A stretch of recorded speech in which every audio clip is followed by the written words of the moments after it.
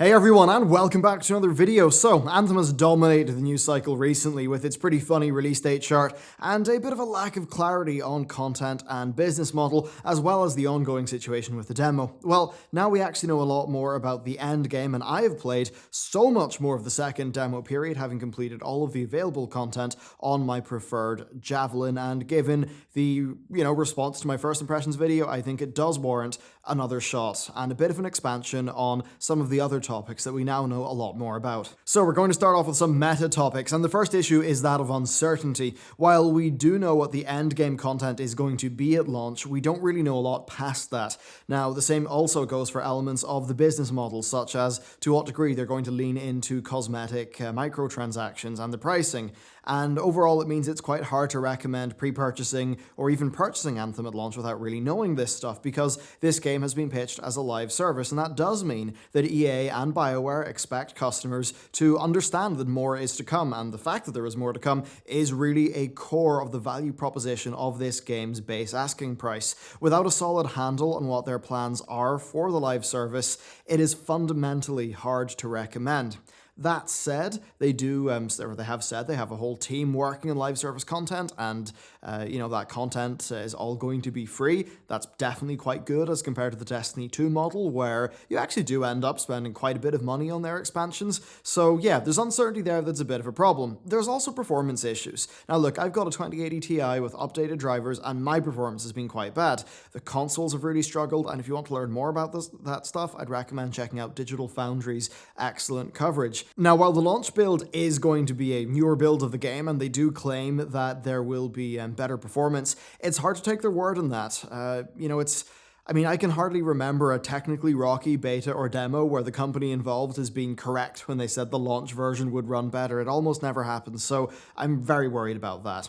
As for microtransactions, well, all it would have taken to clarify the $20 skin speculation would be a quick tweet, and they didn't do that. They said that the economy is currently being iterated on, and I really do find that kind of hard to believe given how close we are to launch, and at the end of the day, how integral the economy is to a live service game like this, especially when it's not going to be charging for future content, which itself is a good thing that should be commended, but that just is a story that they could have gotten ahead of.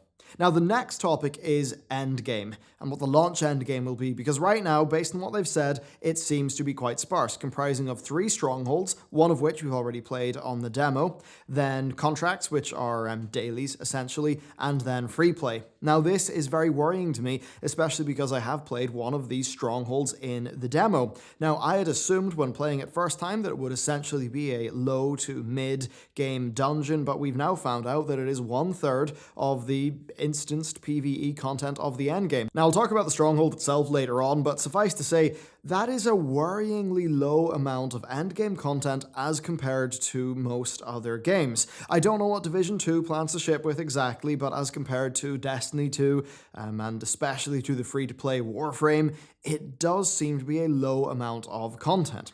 Now, they do claim to have lots of content in the pipeline as a part of their free live service, and that is great, but it's hard to recommend the game to people without first having a clear multi-month roadmap.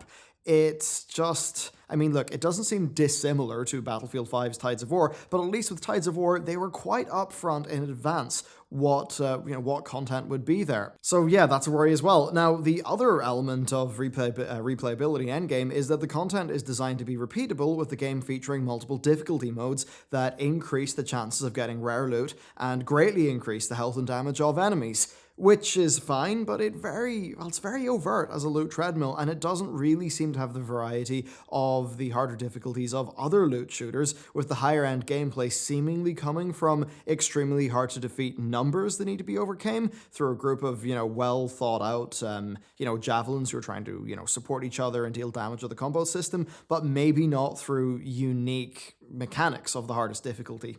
So that's the core of the launch endgame. There's no way to sugarcoat this. It's not a lot of content, and there is a lot of uncertainty over the live service. Next, though, there is one other thing to talk about, and this actually could be something that really plays in this game's favor: their ability to change the state of the world. So, the demo test ended with an event that spawned in rare enemies in free play mode. Now, bar the rather lovely visuals, it doesn't seem to be of that crazy mechanically. It happened after I went to bed, so I haven't actually played it. But if they can do this and really change up the world, that is something they could have over Destiny 2, but only if they actually use it. Now, this feature overall seems to be called Cataclysms, and just generally it is a system of delivering seasonal content that should be a part of the endgame. So right now, that's just a really cool thing that they can do, and it's on them to use it in the future, and that's really something you can only know the quality of after they've done it a few times. Okay, so with the more meta stuff covered, let's just talk about, well, the core game and the content. So on the demo, I played the 3 missions. They were all fine as far as loot shooter missions go. I flew around, I defeated mobs, and I got some loot. Narratively, they were pretty typical of loot shooter missions. You fight to get something, you hold a location, you scan a thing, all while, characters talk in your ear.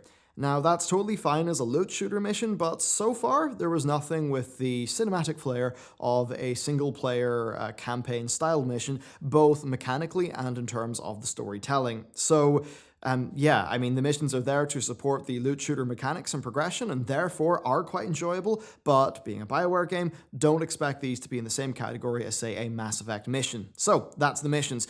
As for the narrative inside those missions, well, it's kind of hard to tell because they do throw us in the middle of the story with this. The in-mission narrative is really not that interesting, but the NPC interactions after the mission are a good bit more solid. At least they seem to be trying to tell a story and, we're trying to treat their characters well. But again, it's hard to judge those characters based on just us being thrown into the middle, but there is the potential for that to be decent, but I would say not on the same level as what you would expect from a story-driven RPG. Now, the voice acting overall, I think, is pretty fine. I had a chuckle at the mechanics accent because it's very, very close to a few regional dialects near where I live in Northern Ireland, so that was kind of funny. Now, the sound mixing stuff was a little bit odd, as I covered in the last video, but I think that's something that can just be fixed. Now, player choices are there with the dialogue system. They're a very limited capacity, and they really seem to be very inconsequential, more being a nod to it being a BioWare game, rather than really being there for character depth. That could change, but that was just my reading what I saw. Next, let's move on to the Stronghold. Now, as I covered, this is 1/3 of the more high-end PvE gameplay, and because of that, I'm actually disappointed. The boss fight was mechanically quite simple, it just wasn't really super impressive, and it was not designed with the same level of intricacy and precision as a Destiny 2 raid boss, being well below even the bathhouse boss fight of Destiny 2's first raid.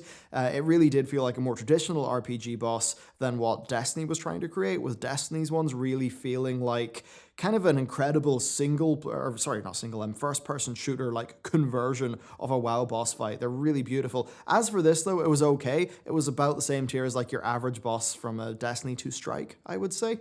Now the rest of the Stronghold was just going from area to area, completing objectives, and this particular one was fine. It wasn't exceptional. The fun moments mainly came from my team working together, combining skills. They didn't really come out from any particular standout mission design, especially since this is 1/3 of the launch stuff. So that's the Stronghold. And then finally, we have free play, where you can kind of venture into little dungeon areas and then do the events. And I've got to say that this element of the game is really quite bad in comparison to much of the competition.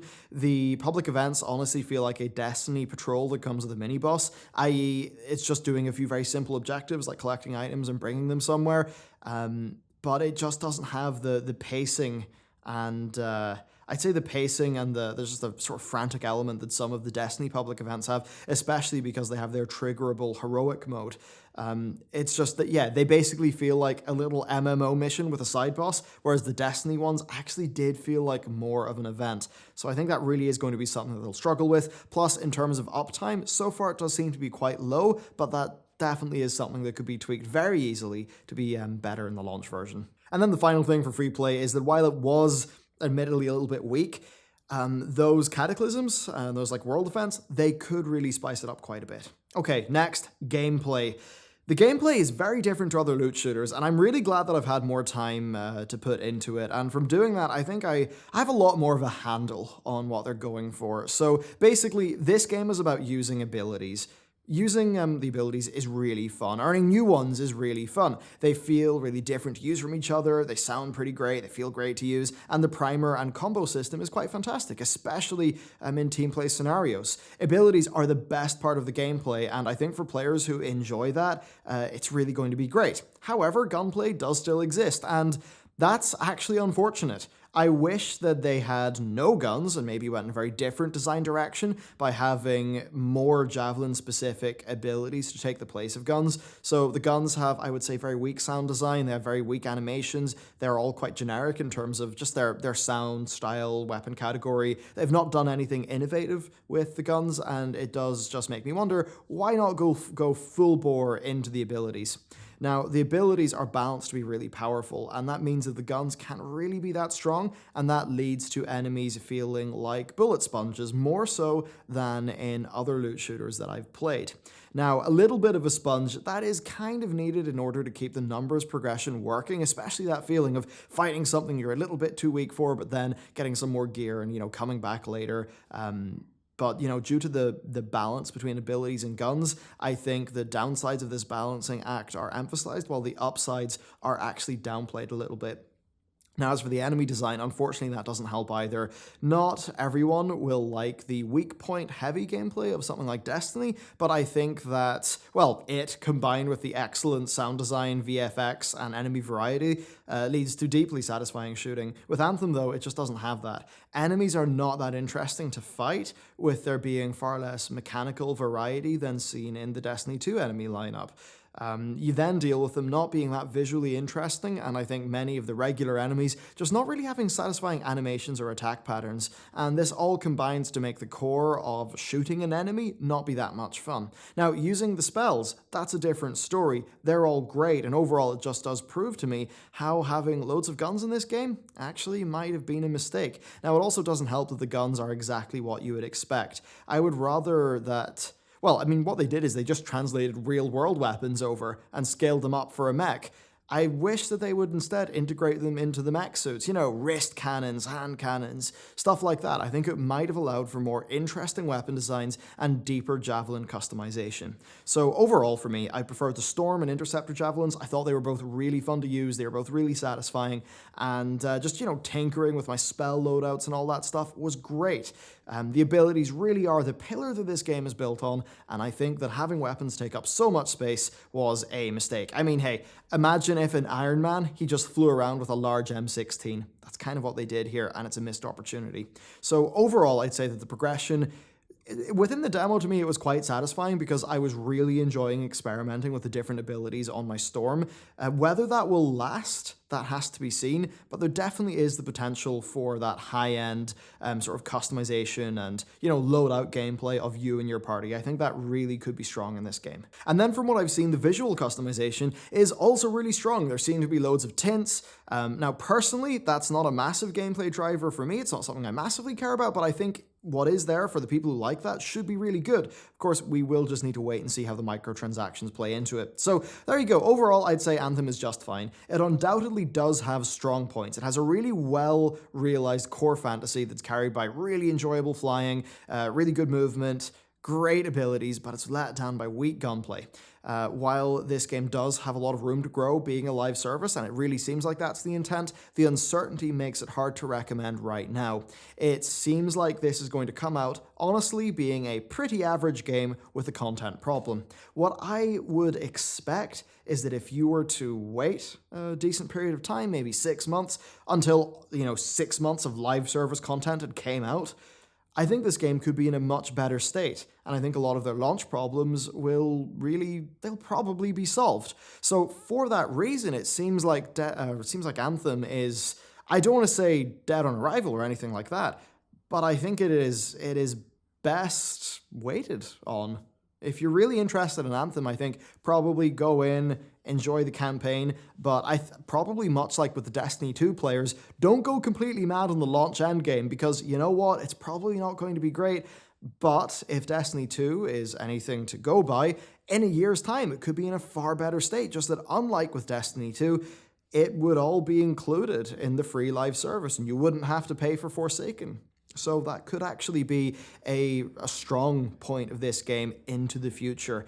It has a lot of room to grow, and because there's not going to be a high buy-in price to that future content, it has more room to claw itself back from any launch mistakes than most games have. Especially because maybe if people want to, try out a Origin Access premium month, in a year's time, I mean, they're probably going to think, well, I may as well just try Anthem. So yeah, there you go. That's my thoughts on Anthem. An odd position to be in. Certainly seems like a bit more time in the oven would have been good for this one, but that's where we're at. Thank you very much for watching this video. There'll be more on the channel in the coming days, and with that, I'll see you next time.